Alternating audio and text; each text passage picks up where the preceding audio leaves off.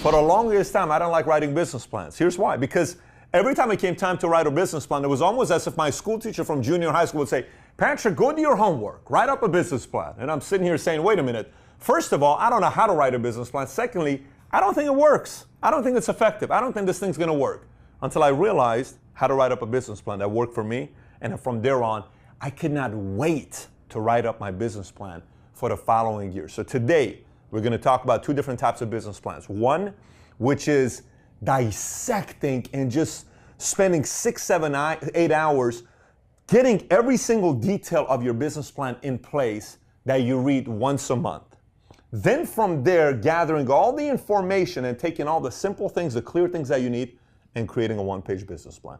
And that's the one you look at multiple times per day. So we're going to cover those two things today. Now, prior to writing up a business plan for 2017, let me tell you what's even more important than writing a business plan for 2017. Many times, we will go through a past relationship, and the relationship didn't work. And some of us guys, we can't wait to just say, you know what, it didn't work, and we move on, and we go to a bar and meet a new girl, and we move on. Then that girl doesn't work, and then next one, then this one doesn't work, and the next one, then this one. 4 years goes by, and we say, wait a minute, how come I don't have a steady relationship? How come none of these things are working out? Well, because every single time one of them didn't work, you didn't ask yourself, what will you have done differently? What could you have done differently? What can you change about the next one? Is there a trend that you keep picking up on that you know it's not effective and it's not working for you? We don't do this. The same exact way why most people who write business plans, all they're thinking about is the next year, while the most important year, with the most data for you, is the year that just passed you by. In order to predict the future, you got to study history. This is history, 2016. What happened in 2016 for you? What went right? And if you had a bad 2016, I gauge my year based on what percentage of my goals that I wrote down on a sheet of paper become a reality. If less than 50% of my goals become a reality, it tells me something. Here's what it tells me. It tells me, one, I didn't give the best effort or urgency. And number two, I didn't have the best strategy in place. So it's effort or strategy. And by the way, most of the time, it's number one, effort. Sometimes it's strategy. A lot of times people say, well, you don't understand, the market was bad and it was this. Great. 1% of the time, you're forgiven for that. 99% of the time, I want to know what I can control, and I can control most of it. So we look at the past year. And when I look at my past year, the way I do business plan, a lot of times I used to just look at my business. I'm like, it's only business I'm going to look at because this is the only thing that matters. Yes, that sounds kind of great in a class at Business Wharton School or Harvard, but in life, everything's kind of connected. So, imagine trying to grow your business while you have a relationship that's just day and night you're arguing with your girlfriend. It's tough to drive your business if all you do is argue all day on text. So imagine you're about to get into a sales presentation and you're growing and you get into a text fight. Now try to go into and do the presentation for a sale that's going to make you 20 grand properly. Now, so this is what we do. Do you have any problems? They don't want to do business with you because they feel something's wrong with you and it's their relationship. So I started looking at my business with everything that's connected to the business, meaning personal development. This is business. This is personal life. My financial issues makes me have a bad business because I stress out if I don't have my finances in order. My personal family life, kids if you have kids, girlfriend, boyfriend, husband, wife, mom, dad, sibling, that affects business if that's not steady. Health, you gain 40 pounds all of a sudden. Your energy is lower. You get tired earlier. You have certain pain that, throbbing or certain things. That's affecting this, right? You're getting a lot of headaches and you don't really know where the headaches are coming from. Maybe you need glasses. Hello, PBD. I went last week. Doctor says I need glasses and I'm getting glasses. So you're going to start seeing me doing episodes with glasses, which I'm sure the first few episodes are going to be hilarious. Stay tuned. My glasses are officially ready today. I think I'm going to go pick them up sometime later on today. Spiritual. For some of you guys that are very spiritual, is that connected to your business, right? So 2016, gauge every one of them. How'd you do in every one of them? And this is how you do it. Good, bad, ugly. What was good about your financial 2016? What was good about it? What was bad about it? What was ugly about it? What would you have done differently? Did you work hard in 2016? What are some details you can gather about every one of these things? A relationship didn't work. Why not? What was good about it? What didn't work? What part of it was on you that you could control and change? Now, I'm not talking about getting emotional and putting, I want to know what love is, or H-Town, knocking, some and then texting her back and saying, babe, I miss you so much. I wish I'm not talking about you reminiscing, going back to it. I'm just saying, what was different about it? What can we do different with health? Good, bad, ugly. I ate too much, man. I just started eating so much bread. I eat so much sweets. I became lethargic. I only worked out 2 times a week at best. I don't even walk anymore. I used to walk. I'm not doing it anymore. Why not, right? Spiritual, business, personal development. So then as you're going into this and you're dissecting everything about your business for that, the following year, now you're looking at 17. Let's just say you found all your mistakes, all the mistakes you made. You said you were going to give up some things and sacrifice. You didn't. You still watch a lot of TV. You said you were going to give up certain things to it. You didn't. You still watch. These are trends. This is what you need. This is all the details you need. This is what's going to help you have a great 17. This is the truth. This stings. This hurts. This sucks. This is not fun.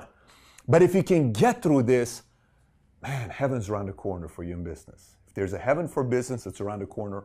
But you got to go through hell first. I'm telling you right now, you got to go through hell first. So that part's first. Now, let's just say you went through this. Now you want to put a business over here. Great.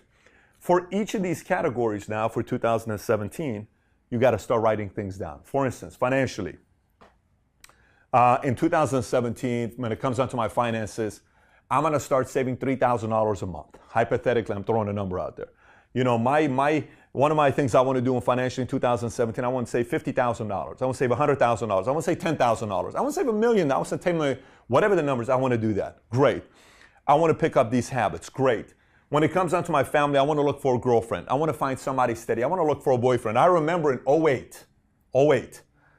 06, 07, when I assessed my 2006 and I was going into 7, I had to ask a very weird question for myself. Here's what's the question. Do I even want to get married?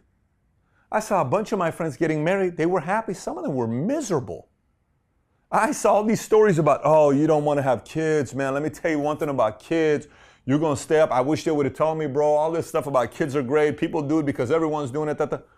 And I just studied it. Do I want to have kids? Do I want to have a family? Then I made a decision. I do want to have kids. I do want to have a family. I'm the only Bet David left in our lineage that can continue the family. I do want to have a family. And I do want to continue this. But here's the next part. I have no clue exactly what I'm looking for. So I went and studied. I read a book, 101 Questions to Ask Before You Get Engaged by Norman Wright. And I went through all these 101 questions. I got very clear on what I wanted. I took those books. I was dating 4 girls at the time. I had each of them read the book, came back, 3 off, 1 made sense. Those 3 are happily married, all of them. They're happily married. They all have great marriages. They're all good where they're at, but they just wasn't a fit for each other. And I moved on, and I found my wife, and we're married. We have 3 kids, and we're still happy as of today. Been married for 7.5 years, right? But I had to figure out what I want to do with my family. I can't just say, let's go 17. No, clarity. You want clarity. What do you want? Clarity. What are you looking for, right? So family, health, spiritual, personal depth. What needs to change? Once you figure that part out, like let's just say in business. In business, you may say, what do I need in business? I need better systems. Great. Who do I need? I need 7 great salespeople this year. I need 1 great sales leader, and I need 2 phenomenal assistants, and I need 1 operations person. Great. Write it down. How much do you need this year to expand your business? I need to make around $1 million this year. Okay, great. Write it down. That's what you need to make. Great. Then how are you going to make $1 million? Then you go break that down. Then that's the part when you write the long business plan. So you need to create a mathematical formula. If I do X times Y plus Z, I will make $1 million. So then give yourself a formula to hit that number. That's the long business plan. Long business plan that you write on shows you. So your goals are here. How to get it is in the deep written business plan that you have, right? Once you've done that, once you have done that, and you've written the detailed business plan, then on 1 sheet of paper, you laminate the front. On 1 sheet of paper, you write down 2017. You can put the title whatever you want. The year of ... Give it a title. Every year is a new campaign. What is 2017 known for you? What is your life? 2017, like right here, one of my favorite ones is 2007, the year of recreating myself. The year of recreating myself. I think that's a phenomenal way to start off for anybody. But yours may be the year of explosion, the year of growth, the year of expansion, the year of, whatever it is. You figure out a word. But your year, you need to give it a title. What is 2017 going to represent to you? This gets a lot more fun as you keep continuing and doing it. 2017, the year of ... Great. Then on 1 sheet of paper, all of these 6 brackets, that you have. Each one of them have two things written on them. Obviously, when it's a sheet of paper, it's more room. I'm just writing it on the board here. On one side, it's 3 new habits you want to instill in this part of your life. 3 new habits. For instance, financial. Let me give you an idea. In 2002, I created the habit of running my credit score every single month, once a month. I remember even on what day it was. It was the 19th. Every month, I ran my report. That's a new habit. Second, I tracked every single one of my financial accounts on the 19th of every single month. Mutual funds, stocks, investments, bonds, artifacts, whatever I had, every single month was my financial statement. So these are new habits. Then the next one is goals. Habits, goals. Habits, goals. 3. No more than 3. 3 is enough for your brain to remember this. 3 new habits, 3 new goals.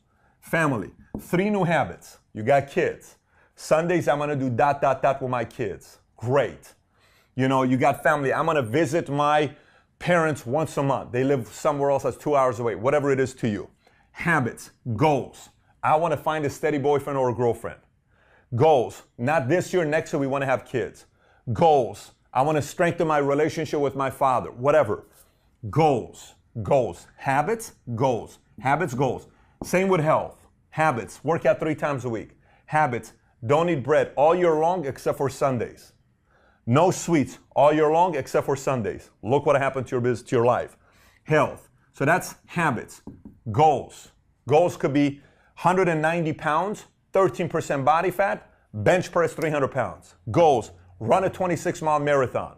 Okay, one of my friends recently, where did he run it? George ran a 26.2-mile marathon. I think he ran it in Bakersfield, right? He said he's going to run it. He ran it. This is a guy I've been mentoring for the last 12 years. So he said, I'm going to run it. He ran it. It's very strong mentally. So he put goals. I'm going to run a marathon. Go run it. I'm going to bench press 2 plates 20 times. Go do it. That's the goal. For each side, personal development, I want to read 2 books a month, 4 books a month. Okay, I want to read 50 books this year. Great, personal development.